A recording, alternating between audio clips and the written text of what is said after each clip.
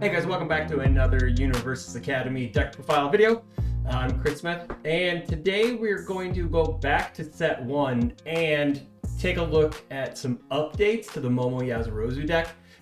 Granted, this has been a more popular deck out of Omaha with Nathan DeWalt making top cuts, winning a provisional at Origins with it. But this is just my spin on the deck. She's a character I've been looking at since set 1. Haven't really played her that much because I believe All Might 3 is just somewhat better. But she is a great deck to play at locals, at least in my area, and she's a lot of fun. This isn't going to be like a comprehensive deck profile card by card, but I am going to go over what set 2 has brought to the good simple version of the deck, which is we're trying to leverage her abilities of removing and destroying foundations and for other effects. Yes, we still have the weapon cards in there, and we did add some from the DLC, but this is more of a let's focus on how can we abuse small and limber more than anything. So let's get started with the attacks. First, we added in a couple 3 copies of Cannon Blast. This came out of the DLC with Momo1. It's a 5/3, 4 high, 4/5, plus 2 mid block, charged, ranged, and weapons, so we can fish it out with Momo. It has a couple enhances that get you extra speed and damage, so you can overall get +3 speed, +6 damage. And if you're able to maybe drop these at the end of a boat, add a staff strike combo enhance, where these are just played on 5s, and you can commit out to blow your opponent up for 1,000,000 damage. This happened in a fun game at this past week's local, which would have been like the June 3rd, 29th. I was playing against a guy and I resolved Staff Strike and played Cannon Blast. He blocked, and I played Cannon Blast and dumped. It was 11 damage, I believe. Yeah, it's a 7 high for 11 at the end, and I killed him with it. He wasn't able to block it because he blocked the first 7 high for 11. So it's a really good addition. You can play the deck without Staff Strike, I believe, because this kind of could be the kill condition. But really, with Momo1, you kind of want to use the Staff Strike combo enhance and theme and, I guess, plan to win your games. We still have Improvised Blade in the deck. This is a great 2 of at the end of a string, especially if your opponent goes into deadlock for some reason, because, hey, you're a good simple deck. Doesn't have a lot of deadlock, but we have quick creation and we have this to thwart some deadlock enhances. I mean, deadlock punish, I should say. Wavering Slash, 4 of, obviously, no reason why we not to. We do play a lot of assets. Create Capture Net. This card has become super popular in the past couple months with set 2. With all with the Mineta 2 decks, with sticky balls, stuff like that adds cards to your card pool. Staff Strike at a 3 of, because we don't want to see it on turn 2. We want to see it on turns 3, 4, and 5 if we get that long.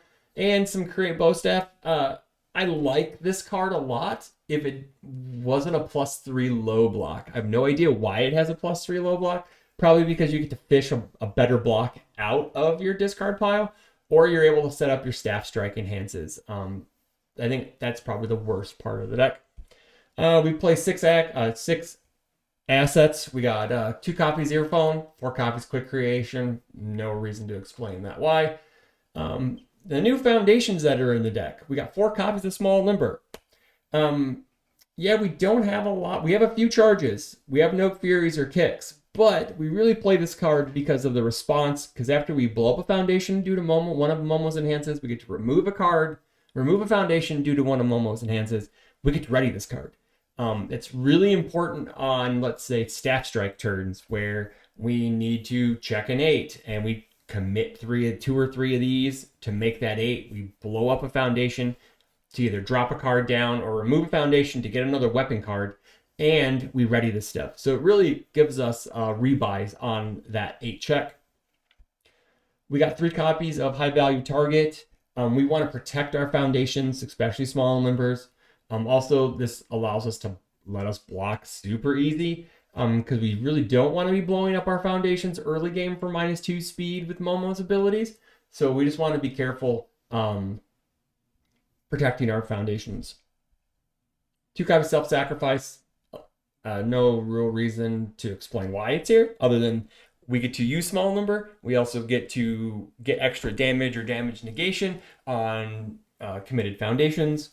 Allows us to clean up our staging area, stay out of deadlock if we need to, and it pushes some damage. Precious Lesson, pretty much a staple in all Momo decks, or any decks that like to destroy foundations, because then you get to rebuild a foundation. Preparing for battle, always in a Momo deck for the most part. You get to cycle cards as breaker. So weapon cards, you could drop it. Deck scouting's great. We got 2 copies of Taiyaki Fanatic with 2 in the sideboard. This card's great. It destroys to cancel an enhance ability on an asset or foundation. So this allows us to either protect our attacks when we pressure or help us stay alive. Also, it has another deadlock enhance. Also, it allows small limber to be triggered if we destroy it. Out of the DLC 2, we have 3 copies of Study Group Leader. The top response may come in handy if someone like just keeps chucking attacks, the same attack over and over and over again, which is like meteor showers, stuff like that. If they throw multiple throws, I guess, of the same type. I know specialized sound waves likes to be played in consecutives. A lot of times the Giro players or anyone doing that will stack other ones to keep going. So you're able to either get rid of flash or they're probably going to charge response first so they get the damage. So you can probably get rid of the flash so you can play some enhances. But the bottom part is Momo is Yasurozu response once per turn. After you commit this card to pay cost of an ability, ready this foundation, playable while committed. Unfortunately, on the good symbol, we do not have a lot of committed foundation costs outside of Cannon Blast. So it's just in there as a 3 of. I'm pretty sure if we on the life symbol, this would be a 4x, just because you have Rescue completed, you have Cannon Blast, you have a few other cards that you can pay foundation costs. From set 1, we got some damage and speed reset, card draw with passing the torch, 4x Specialist of Sound, keep us alive, 4 Rising Starlet. That's pretty much a staple, standard amount of the card in any type of Staff Strike Momo Yasurozu deck. And then we go over to the sideboard. We got 2 copies of Ultra Compressed Weights. Allows us to either keep a foundation committed if we need it, or allows us to keep attacks in our opponent's card pools to keep them from either looping that attack or kicking it, as in like an Asui or an Ochako. 3 copies of Plus Ultra. Why not? It's one of the best blocks from set 1, and she's able to use the first enhance to double speed or damage. Go for the win. I haven't tested this part yet, but as you destroy foundations, and if you're not able to drop down weapon foundations, this card can come in handy to rebuild 2 cards off the top of your deck to refuel your stage, to where if you have other weapon cards in your discard pile and you're able to quick create them you're able to basically exchange blank ones for actual ones with text. Another copy here, so obvious, because damage and speed resets are important. And then 2 extra copies of Taiyaki Fanatic, because it's a fantastic card. It allows us to cancel enhance abilities. It has a relevant deadlock enhance, and it triggers small limber. Really, there isn't that much different from the set 1 Yasurozu decks here, except for the fact that you get to the reusable small limber effects, which is really going to make the deck be able to string those long Staff Strike turns easier, just because you're not committing as much, because you're just going to ready the ones that haven't been readied and then use them over again. It's just a really neat card that you're going to be able to leverage in the deck. Other than that, I've only played one set with it. I won 2-0, but we'll see. I'm going to play it at locals this Wednesday, because as of recording, this coming weekend is going to be the Orlando Provisional, where I'm playing All Might 3. Running the boy back and see what we can do. So we'll see what deck profile comes up next. I got like a a Bakugo 2 on fire. I'm still working on a Death Toga. The Nitro Explosion version I did not care for too much. So we're going to go back to the drawing board on that one.